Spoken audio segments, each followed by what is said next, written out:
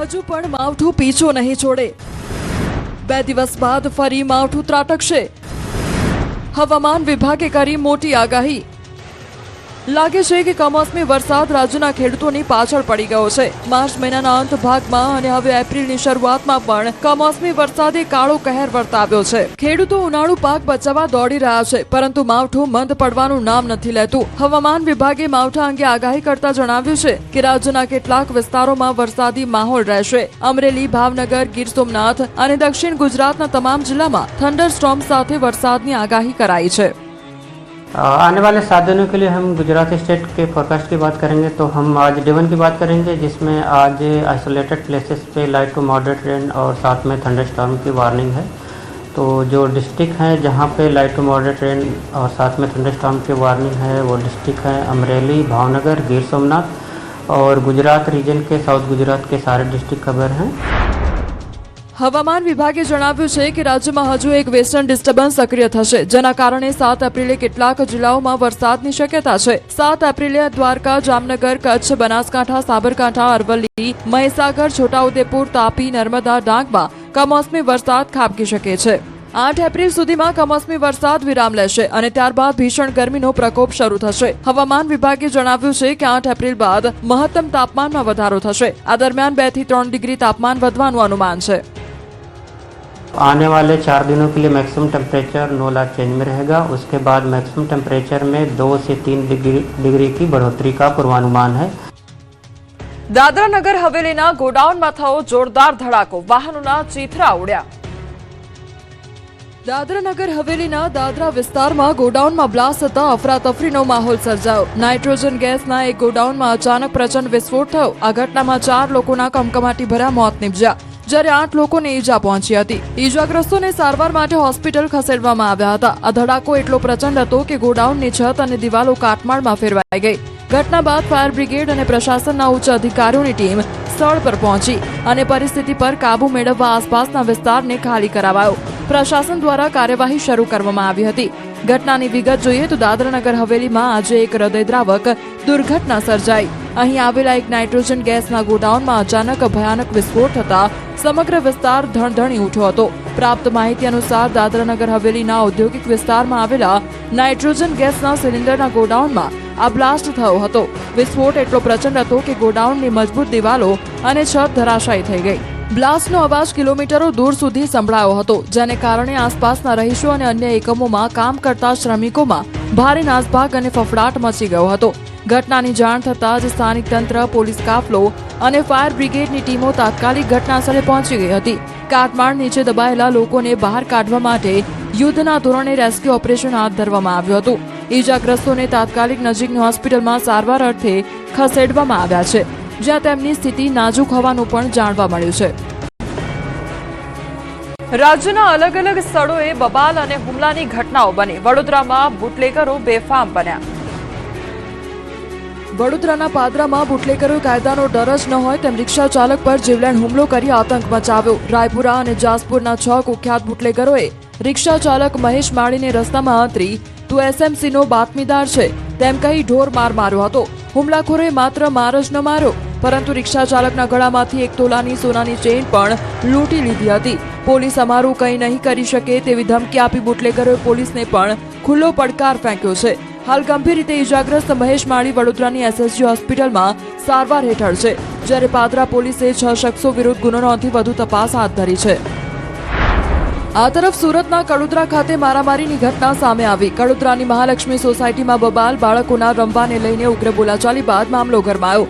મારામારી થતા સ્થાનિકોએ ટોળાને છૂટા પાડવાનો પ્રયાસ કર્યો હતો. મામલો વધુ ઉગ્ર બનતા મહિલાઓ બહારથી માણસો બોલાવ્યા હોવાનો આક્ષેપ કર્યો તો સીસીટીવીમાં કેટલાક શખ્સો ગુંડાગર્દી કરતા જોવા મળ્યા. એક વ્યક્તિને 3 જેટલા શખ્સોએ ઢોર માર માર્યો. સમગ્ર ઘટના સીસીટીવીમાં કેદ થઈ. બોટાદના ગઢડામાં પશુને મારવા મુદ્દે 2 જૂથ વચ્ચે બબાલ થઈ. વિંછિયાપરા વિસ્તારમાં રાત્રિના સમયે બબાલ થઈ હતી. દિવસે થયેલી બોલાચાલીએ રાત્રે હિંસક રૂપ ધારણ કર્યું. અથડામણની ઘટનામાં 3 લોકો ઇજાગ્રસ્ત થતા સારવાર અર્થે ખસેડાયા હતા. બીજી તરફ પોલીસે કોમ્બિંગ કરી સ્થિતિ નિયંત્રણમાં લીધી. આ તરફ બનાસકાંઠામાં આધેડ પર જીવલેણ હુમલો કરી લૂંટ ચલાવી. ધાનેરા રેલવે સ્ટેશને આધેડ પર હુમલો કરી સોનાની ચેનની લૂંટ કરવામાં આવી. વોકિંગ પર નીકળેલા આધેડ પર પાઇપ વડે કર્યો જીવલેણ હુમલો તો ગંભીર રીતે તેઓ ઈજાગ્રસ્ત પણ થયા છે. ગળામાં પહેરેલ 7.5 તોલા સોનાના ચેનની લૂંટ કરી અજાણ્યા ઇસમો ફરાર થઈ ગયા. રાજકોટમાં મેટ્રોડા જીઆઈડીસીમાં રબરના વેસ્ટમાં ભીષણ આગ લાગી તો ધુમાડાના ગોટે ગોટા જોવા મળ્યા. રાજકોટના મેટોડામાં રબરના ગોડાઉનમાં ભડકી આગ. વિકરાળ આગ લાગતા ધુમાડા 1 કિલોમીટર સુધી દેખાયા. મેટોડા જીઆઈડીસીના ગેટ નંબર 1 નજીક રબરના ગોડાઉનમાં આગ લાગી હતી. રબરના વેસ્ટમાં લાગેલી આગના કારણે ધુમાડાના ગોટે ગોટા નીકળ્યા હતા. આ આગ એટલી વિકરાળ હતી કે ધુમાડા અંદાજે 1 કિલોમીટર દૂરથી પણ જોવા મળ્યા હતા, જેના કારણે વિસ્તારમાં ભયનો માહોલ સર્જાયો હતો. જો કે આગ લાગ્યા અંગેનો કોલ મળતા જ ફાયર બ્રિગેડની ટીમ યુદ્ધના ધોરણે ઘટનાસ્થળે પહોંચી હતી અને પાણીનો મારો ચલાવીને આગ પર કાબુ મેળવવા માટે કવાયત હાથ ધરી હતી. વિકરાળ આગના દ્રશ્યો સોશિયલ મીડિયામાં વાયરલ થઈ રહ્યા છે. મહત્વનું છે કે આગ એટલી વિકરાળ હતી કે રબરના ગોડાઉનમાં મોટા પાયે નુકસાન પહોંચ્યું છે. જો કે સદનસીબે જાનહાનિ ન થતા સૌ કોઈ રાહતનો શ્વાસ લીધો છે. ઉનાળો આવતા જ વાહનોમાં આગની ઘટના વધી. રાજ્યના 3 સ્થળોએ વાહનોમાં લાગી વિકરાળ આગ. અમદાવાદથી ધંધુકા ફેદરા રોડ પર અકસ્માતની ઘટના બની. કાર ડિવાઈડર સાથે ધડાકાભેર અથડાઈ અને સાથે જ કારમાં ભીષણ આગ લાગી. કાર ચાલકે સ્ટીયરિંગ પરથી કાબુ ગુમાવતા અકસ્માત સર્જાયો હતો. જો કે કારમાં સવાર 5 લોકોનો આબાદ બચાવ થયો, જેમાં 2 વ્યક્તિઓને પહોંચી સામાન્ય ઈજા. પરંતુ અકસ્માતની ઘટના બાદ કારમાં અચાનક આગ ભભૂકી. દ્રશ્યોમાં જોઈ શકાય છે કે ડિવાઈડર પર ચડી ગયેલી કાર ભડકે સળગી રહી છે. રસ્તા પર આગની ઘટનાથી વાહન ચાલકોમાં ફફડાટ ફેલાયો હતો. એસિડ ભરેલા ટેન્કરમાં આગ લાગતા અફરાતફરી. વડોદરાના NH48 પર એસિડ ભરેલા ટેન્કરમાં આગ લાગવાની ઘટના બની. ડ્રાઈવરે ટેન્કરની બ્રેક મારતા ટાયરમાં સ્પાર્ક થયો હતો અને સ્પાર્ક થતા ટેન્કરમાં અચાનક ભીષણ આગ ભભૂકી હતી. આ ઘટના ગત મોડી રાત્રે જાંબુઆ બ્રિજ પર બની હતી. મહત્વનું છે કે એસિડ ભરેલા ટેન્કરમાં અચાનક આગ ભભૂકી ઉઠતા હાઈવે પર ટ્રાફિક જામ સર્જાયો હતો. જો કે ફાયર બ્રિગેડના જવાનોએ સ્થળ પર પહોંચીને પાણીનો મારો ચલાવતા આખરે આગ કાબૂમાં આવી હતી. પ્રાથમિક જાણકારી પ્રમાણે આ ટેન્કર અંકલેશ્વરથી રાજસ્થાન જઈ રહ્યું હતું. આ તરફ ગોંડલ તાલુકાના સુલતાનપુર ગામે અચાનક આગ લાગતા નાસભાગ મચી ગઈ. કારની સીટ પાછળથી ધુમાડો નીકળ્યા બાદ અચાનક આગ ભભૂકી ઉઠી. કારમાં સવાર 2 બાળકીઓ અને 2 પુરુષો સહિત 4 લોકોનો આબાદ બચાવ થયો. કારમાં હતા એ લોકોને સમય સૂચકતા વાપરી નીચે ઉતરી જતા જાનહાનિ ટળી હતી. તો બાટવા દેવડીનો પરિવાર કારમાં સવાર હોવાની માહિતી સામે આવી છે. સુરતમાં રેલવે સ્ટેશન પર જાણે કે ચમત્કાર થઈ ગયો. એક મહિલાનો જીવ બચી ગયો. સુરત રેલવે સ્ટેશન પર એક મોટી દુર્ઘટના ટળી ગઈ. 2 જવાનોની સતર્કતાથી એક મહિલાનો જીવ બચી ગયો. ઉલ્લેખનીય છે કે અમૃતસર વીકલી ટ્રેનમાં ચડતી વખતે એક મહિલાનો પગ લપસી ગયો હતો, જેના કારણે તે ટ્રેનમાં નીચે આવી જતા બચી ગઈ હતી. અને આ સમયે જ 2 જવાનો દેવદૂત બનીને તરત જ દોડી ગયા હતા અને મહિલાને સુરક્ષિત રીતે બચાવી હતી. આ ઘટનાના સીસીટીવી ફૂટેજ સામે આવ્યા છે. સોશિયલ મીડિયામાં આ વિડીયો વાયરલ થતા લોકોએ પોલીસ જવાનોની કામગીરી બિરદાવી હતી. આ તરફ સુરત મહાનગરપાલિકાની ડિસ્પોઝલ સાઇટ પર ફરી ભીષણ આગ ભભૂકી. કચરો ઉલેચવાની કામગીરી દરમિયાન અચાનક ફરી આગ લાગતા અફરાતફરી મચી ગઈ. આગની ઘટના બાદ ફાયર વિભાગની 2 ગાડીઓની મદદથી પાણીનો મારો ચલાવાયો. 2 સપ્તાહ અગાઉ લાગેલી આગ હજુ પણ સંપૂર્ણ રીતે ઓલવાઈ નથી. ડમ્પિંગ સાઇટ પર આગના કારણે ચારે બાજુ ધુમાડાના ગોટે ગોટા દેખાયા. મહત્વનું છે કે અગાઉ મ્યુનિસિપલ કમિશનરે આગ લાગવા પાછળનું ટેકનિકલ કારણ રજૂ કર્યું હતું, જ્યારે વિપક્ષે કચરાના નિકાલમાં મોટા કૌભાંડની આશંકા વ્યક્ત કરી હતી. રાજકોટમાં અસામાજિક તત્વોએ આતંક મચાવ્યો. ભાયાવદરમાં અંગત અદાવતમાં યુવક પર હુમલો. રાજકોટના જેતપુરમાં સોશિયલ મીડિયા પર હથિયારનું પ્રદર્શન કરવું એક શખ્સને ભારે પડ્યું. સુનિલ બારૈયા નામના યુવકે ઇન્સ્ટાગ્રામ પર પિસ્તોલ સાથેનો વિડીયો અપલોડ કરતા જેતપુર ઉદ્યોગનગર પોલીસે તેની સામે લાલાંક કરી છે. ગત 1 એપ્રિલના રોજ વાયરલ થયેલા આ વિડીયોના આધારે પોલીસે તાત્કાલિક એક્શન લઈ જનતામાં ભય અને દહેશત ફેલાવવા તેમજ કાયદો વ્યવસ્થાને હાથમાં લેવા બદલ આરોપી વિરુદ્ધ ગુનો નોંધ્યો છે. પોલીસ હેડ કોન્સ્ટેબલ જશવંત સારીખડાએ સરકાર તરફે ફરિયાદ દાખલ કરી વધુ તપાસ હાથ ધરવામાં આવી છે. આ તરફ રાજકોટના ભાયાવદરમાં અંગત અદાવતમાં યુવક પર હુમલો થયો. આરોપીઓએ બાઇકને ગાડીથી ટક્કર મારી હતી અને બાઇક ચાલકને કચડી નાખવાનો પ્રયાસ કર્યો હતો. 6 વર્ષ પહેલા થયેલા ઝઘડાની અદાવતમાં હુમલો કરવામાં આવ્યો હતો, જેમાં પોલીસે આરોપી સહિત એક સગીરને ઝડપ્યો છે અને સાથે જ પોલીસે 12.69 લાખનો મુદ્દામાલ જપ્ત કર્યો. ગાડીમાં પૈસા રાખ્યા અને થઈ જોવા જેવી. સુરતમાં બની ચોંકાવનારી ઘટના. ગાડીનો કાચ ફોડીને પૈસા લઈ ગયો ગઠિયો. સુરતના કામરેજમાં સનસનીખેજ ઘટના બની. ગાડીમાં નાણાં રાખવાની ટેવ ક્યારેક મોંઘી પડી શકે છે. સુરતના કામરેજ વિસ્તારમાં ચોરીનો અનોખો બનાવ બન્યો. શહેરના કર્મેશ્વર શોપિંગ સેન્ટરની બહાર પડેલી એક કારમાંથી ગઠિયાએ ચોરીને અંજામ આપ્યો હતો. જો કે આ ઘટના સીસીટીવી કેમેરામાં કેદ થઈ છે, જેમાં જોઈ શકાય છે કે એક શખ્સ પહેલા કારની આસપાસ આમતેમ આંટાફેરા મારે છે અને ત્યારબાદ પથ્થર વડે કાચ ફોડીને તેમાંથી રૂપિયા ભરેલ બેગ લઈને રફુચક્કર થઈ જાય છે. ત્યારે સમગ્ર મામલે કારના માલિકે સ્થાનિક પોલીસ સ્ટેશનમાં ફરિયાદ નોંધાવી છે. આંખના પલકારામાં છકડો લઈને ભાગ્યો ચોર. રાજકોટના ગોંડલની આ ઘટના સામે આવી. ગોંડલ શહેરમાં ચોરીની એક ચોંકાવનારી ઘટના સામે આવી, જેમાં ગણતરીની પળોમાં જ તસ્કર છકડો રિક્ષા લઈને પલાયન થઈ ગયો. ચોરીની આ ઘટના સીસીટીવી કેમેરામાં કેદ થઈ છે. રાજકોટ ગોંડલ નેશનલ હાઈવે પર પોલીસ સ્ટેશનની સામે જ આવેલ શ્રીજી સ્ટીલમાંથી રાત્રિ દરમિયાન તસ્કરો છકડો રિક્ષા ચોરીને લઈ ફરાર થઈ ગયા હતા. ચોરીની આ ઘટના સીસીટીવી કેમેરામાં કેદ થઈ, જેમાં જોઈ શકાય છે કે એક તસ્કર છકડા નજીક આવે છે અને આંખના પલકારામાં છકડો લઈને નાસી છૂટે છે. પ્રાથમિક જાણકારી પ્રમાણે આ છકડો ધર્મેશભાઈ દિનેશભાઈ ચાવડાનો હોવાનું સામે આવ્યું છે. ઉલ્લેખનીય છે કે પોલીસ સ્ટેશનની સામેથી જ છકડો રિક્ષાની ચોરી થતા કાયદો અને વ્યવસ્થા સામે ગંભીર સવાલો ઉભા થયા છે. ત્યારે સમગ્ર મામલે ગોંડલ બી ડિવિઝન પોલીસ સ્ટેશને ફરિયાદ નોંધીને કાયદેસરની કાર્યવાહી હાથ ધરી હતી. ઉમરેઠ વિધાનસભાની પેટા ચૂંટણીની જંગ. વિશાળ રેલી કાઢીને શક્તિ પ્રદર્શન સાથે ભાજપના ઉમેદવાર હર્ષદ પરમારે ઉમેદવારી નોંધાવી. ઉમરેઠ વિધાનસભાની પેટા ચૂંટણી જંગનો ધમધમાટ શરૂ થઈ ચૂક્યો છે. ભાજપના ઉમેદવાર હર્ષદ પરમારે ઉમેદવારી નોંધાવી છે. બપોરે 12 કલાક અને 39 મિનિટે વિજય મુહૂર્તમાં ઉમરેઠ મામલતદાર કચેરી ખાતે તેઓએ ફોર્મ ભર્યું હતું. ફોર્મ ભરતી વખતે મુખ્યમંત્રી ભૂપેન્દ્ર પટેલ ખાસ ઉપસ્થિત રહ્યા. તો આ પહેલા હર્ષદ પરમારે ઉમેદવારી નોંધાવતા પહેલા રેલી યોજી શક્તિ પ્રદર્શન કર્યું. રેલીમાં મોટી સંખ્યામાં કાર્યકરો જોડાયા હતા. નોંધનીય છે કે ગોવિંદ પરમારનું નિધન થતા બેઠક ખાલી પડતા 23 એપ્રિલે ઉમરેઠ બેઠક માટે મતદાન થવાનું છે અને 4 મેના રોજ મતગણતરી થશે. ભાજપે તેમના જ પુત્ર હર્ષદ પરમારને મેદાનમાં ઉતાર્યા છે અને સાથે જ આ ચૂંટણીમાં હર્ષદ પરમારની ભવ્ય જીતનો વિશ્વાસ પણ વ્યક્ત કર્યો છે. મહત્વનું છે કે ઉમરેઠ વિધાનસભા બેઠક ઠાકોર ક્ષત્રિય સમાજના મતદારો વિશેષ છે. કુલ મતદારોના 52 થી 54% ઠાકોર ક્ષત્રિય સમાજના મતદારો છે. ભાજપે પણ સ્વર્ગસ્થ ગોવિંદભાઈ પરમારના પુત્ર હર્ષદ પરમારની ટિકિટ આપી ઠાકોર ક્ષત્રિય સમાજને પ્રાધાન્ય આપ્યું છે. તે જ રીતે કોંગ્રેસે પણ ઠાકોર ક્ષત્રિય સમાજના ઉમેદવારને ટિકિટ આપી છે. ગંદકીનો નિકાલ નહીં થાય તો વોટ નહીં આપે. વડોદરાના વાઘોડિયામાં રહીશો ધુઆપુઆ જોવા મળ્યા. રોડ નહીં, ગટર નહીં તો વોટ નહીં. આ નારા સાથે વાઘોડિયામાં ચૂંટણી બહિષ્કારના સૂર સંભળાયા. વડોદરા શહેર બાદ હવે વાઘોડિયામાં પણ ચૂંટણી બહિષ્કારની બૂમ ઉઠી છે. મનમોહન પાર્ક સોસાયટીના રહીશોએ તંત્રની ઘોર બેદરકારી સામે વિરોધ પ્રદર્શન કર્યું છે. સોસાયટીમાં લાંબા સમયથી ફેલાયેલી અસહ્ય ગંદકી અને વણ ઉકલ્યા પ્રશ્નોને કારણે રહીશોનું જીવવું દુષ્કર બન્યું છે. ત્યારે આ દ્રશ્યો જુઓ. સોસાયટીની નજીક જ ગંદકી ખદબદી રહી છે, જેના કારણે આસપાસના રહીશોમાં રોષ ભભૂકી ઉઠ્યો. આખો દિવસ અમારે ઘરમાં રહેવાનું હોય છે અને ઘરમાં એટલી બધી ગંધ આવે છે કે અમારાથી રસોઈ પણ બનાવી શકાતી નથી. આ પ્રદૂષિત પાણીનો નિકાલ કરવામાં નહીં આવે તો અમે ચૂંટણીનો સખત પ્રકારે વિરોધ કરીશું. અને પીવાના પાણીમાં મિલાવટ થાય છે, અમારા બાળકો બીમાર થાય છે. ખાસ કરીને ગંદકીના સામ્રાજ્ય વચ્ચે બાળકો, વૃદ્ધો અને ગૃહિણીઓ માટે ઘરમાં રહેવું પણ મુશ્કેલ બન્યું છે. રહીશોએ હવે રોડ નહીં, ગટર નહીં તો વોટ નહીંના નારા સાથે આગામી ચૂંટણીનો બહિષ્કાર કરવાની ચીમકી ઉચ્ચારી છે.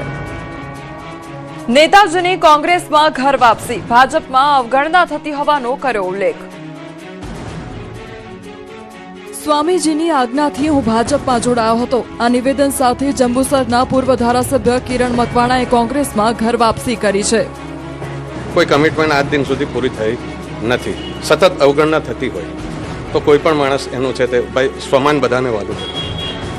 એટલે આજે એ જ સ્વામીજીના શિષ્ય છે અમારા પ્રેમસ્વરૂપ સ્વામીજી, એમની આજ્ઞાથી હું ફરી પાછો કોંગ્રેસની અંદર જોઈન. સ્થાનિક સ્વરાજની ચૂંટણી પહેલા રાજકીય પાર્ટીઓમાં ઘર વાપસીનો દોર જોવા મળ્યો છે. ત્યારે જંબુસરના પૂર્વ ધારાસભ્ય કિરણ મકવાણાએ કોંગ્રેસમાં ઘર વાપસી કરી છે. 2007 થી 2017 સુધી તેઓ જંબુસર બેઠકના કોંગ્રેસી ધારાસભ્ય તરીકે રહ્યા હતા. ત્યારબાદ ગુરુજીની આજ્ઞાથી તેઓ 2017માં ભારતીય જનતા પાર્ટીમાં જોડાયા હતા. જો કે વચનો પૂર્ણ ના થતા અને સતત અવગણનાના કારણે તેમણે ભાજપ છોડ્યું હતું. હવે તેઓ પ્રેમ સ્વરૂપ સ્વામીના આદેશથી ફરી કોંગ્રેસમાં જોડાઈ રહ્યા છે. મકવાણાએ દાવો કર્યો છે કે તેમના સાથે સ્થાનિક કક્ષાએ આશરે 4000 લોકો પણ કોંગ્રેસમાં જોડાશે.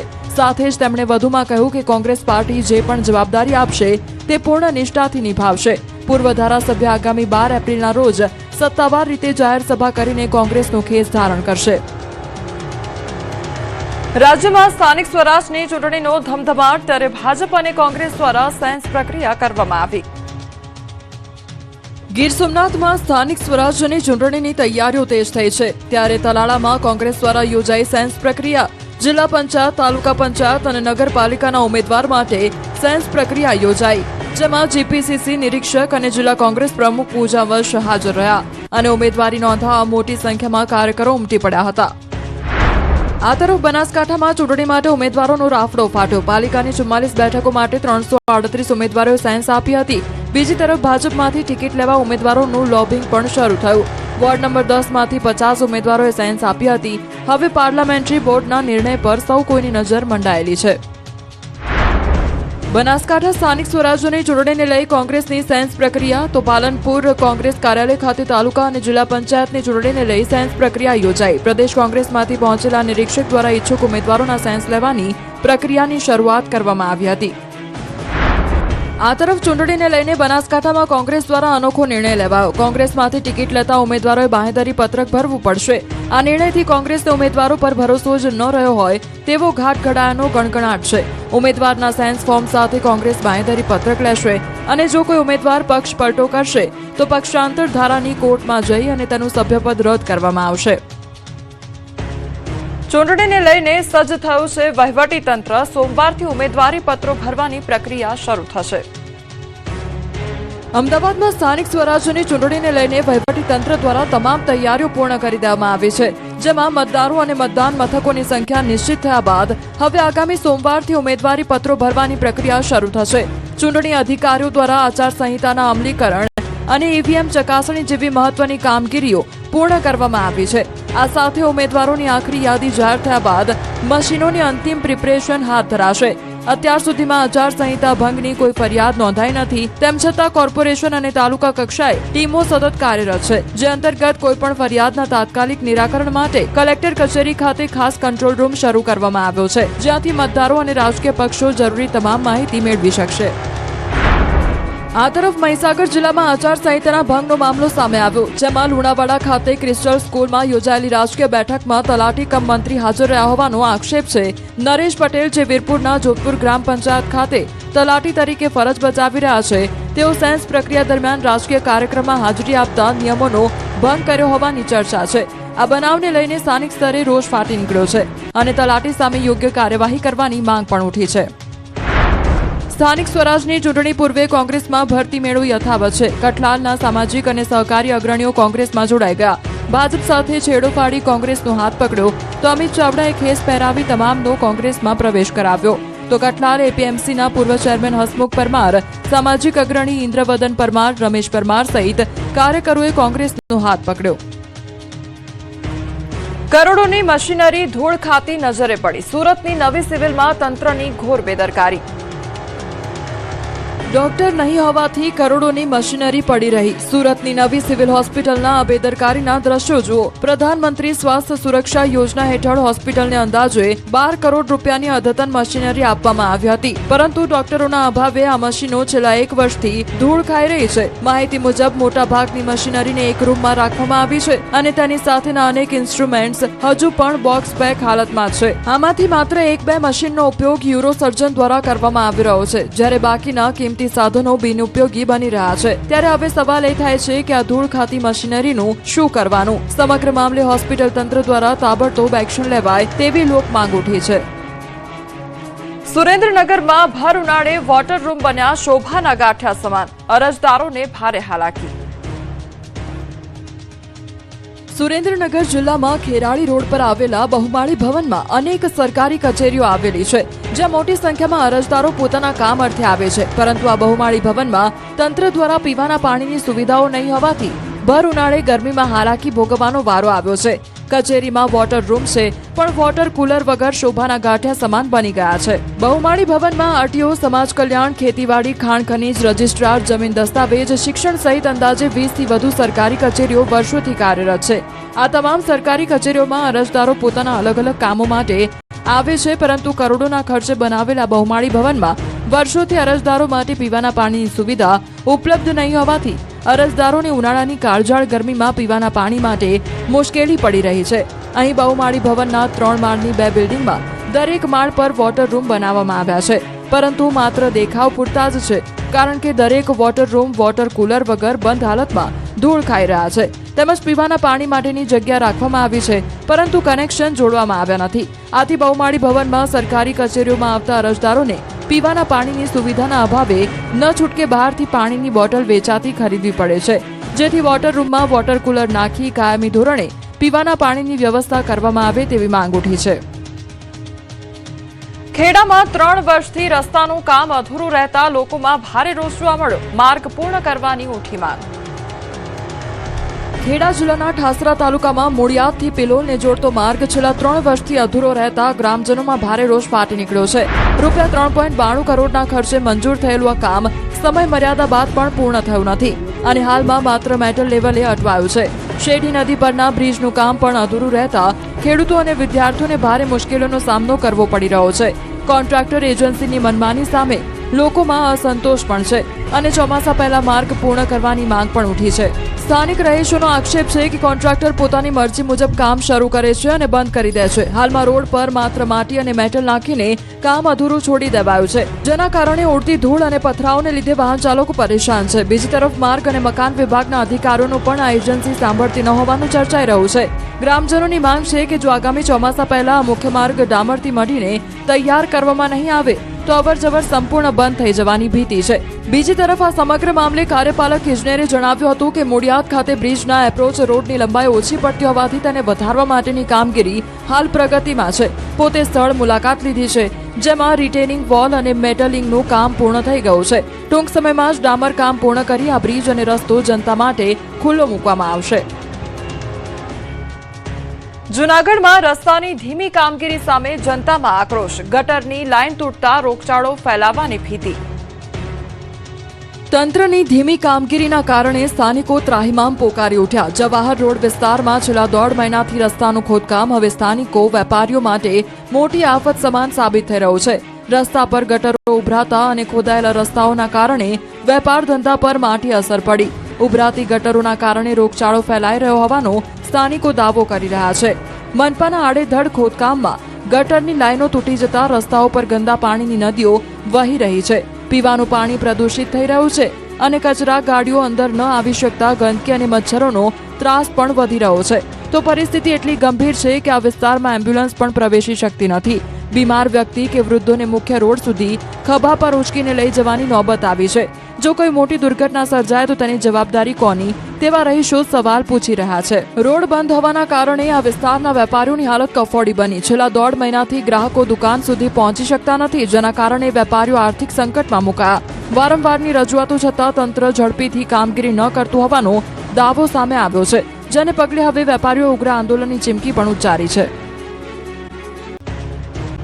બનાસકાંઠા જિલ્લાના અમીરગઢ તાલુકામાં આવેલા એક પુલનું સમારકામ શરૂ કરવાનું છે, જેથી આ પુલ 62 દિવસ બંધ રહેશે. ઇકબાલગઢ ખારા માર્ગ પર બનાસ નદીના પુલનું મજબૂતીકરણ અને મરામતની કામગીરી શરૂ કરવામાં આવી. આ કામગીરીને કારણે આગામી 62 દિવસ સુધી પુલ પર વાહન વ્યવહાર સંપૂર્ણપણે બંધ રહેશે. જો કે વાહન ચાલકોની મુશ્કેલી નિવારવા માટે વિશ્વેશ્વર નદીમાંથી યુદ્ધના ધોરણે વૈકલ્પિક માર્ગ તૈયાર કરવામાં આવી રહ્યો છે. માર્ગ અને મકાન વિભાગ દ્વારા કરાયેલા રૂટીન ઇન્સ્પેક્શનમાં પુલમાં મરામતની જરૂરિયાત સરકારે આ કાર્ય માટે રૂપિયા 474 લાખની વહીવટી મંજૂરી આપી છે. તો હાલમાં પુલના બેરિંગ રિપ્લેસમેન્ટ અને એક્સપાન્શન જોઈન્ટની કામગીરી ચાલી રહી છે. મુસાફરોની સુરક્ષાને ધ્યાનમાં રાખીને જિલ્લા મેજિસ્ટ્રેટે બનાસકાંઠા દ્વારા આ માર્ગ પર વાહન વ્યવહાર પ્રતિબંધિત કરવામાં આવ્યો છે.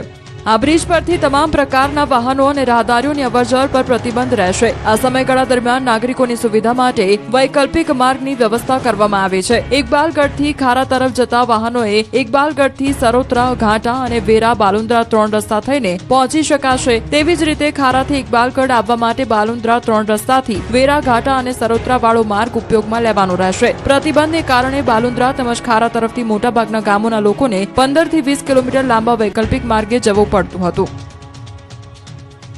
બાંધકામ મંજૂરી મુદ્દે આપ્યું આવેદન. દ્વારકાના ખંભાળિયામાં 200 થી વધુ નવા બાંધકામ અટવાઈ પડ્યા હતા.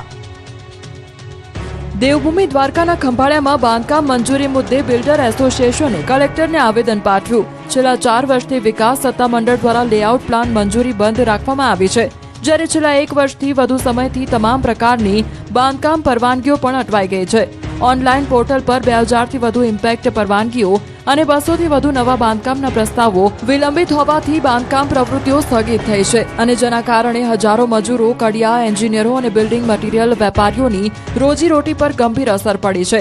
કલેક્ટરે 2 મહિના પહેલા મંજૂરી પ્રક્રિયા શરૂ કરવાની જાહેરાત કરી હોવા છતાં ગ્રાઉન્ડ લેવલ પર કામ નહીં થવાના આક્ષેપો થઈ રહ્યા છે.